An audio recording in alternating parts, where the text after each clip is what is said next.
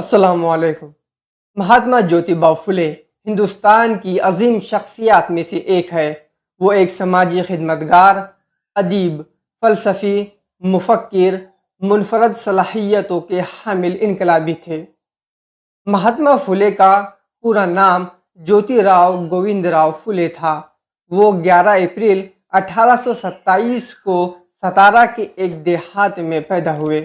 ان کا خاندان پھولوں سے گجرا اور مالا وغیرہ بنانے کا کام کیا کرتا تھا، اس لیے وہ پھولے کے نام سے مشہور ہوئے۔ جیوتیبا پھولے نے ابتدائی تعلیم مراٹھی زبان میں حاصل کی، لیکن ذات پات کے امتیاز کی وجہ سے انہیں اپنی پڑھائی درمیان میں ہی چھوڑ دینا پڑی۔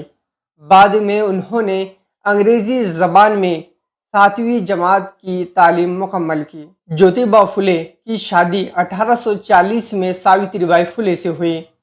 دونوں میاں بیوی نے مل کر خواتین اور پسماندہ لوگوں کو تعلیم کا حق فراہم کرنے کو اپنی زندگی کا مقصد بنا لیا، جس کی وجہ سے انہیں گھر سے بے دخل تک کر دیا گیا۔ پھر وہ جائے پناہ تلاش کرتے ہوئے پونا کے گجن پیٹ علاقے میں پہنچے۔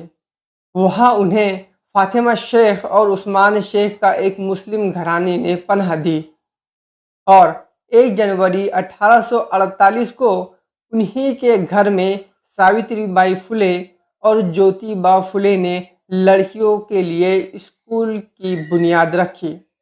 انہوں نے دلتوں اور خواتین کی بہتری کے لیے بہت سے کام کیے۔ وہ ہندوستانی سماج میں رائج ذات پات کے نظام کے سخت مخالف تھے، اور انہوں نے تعلیم کے حصول میں موجود اونچ نیچ کی سخت مخالفت کی۔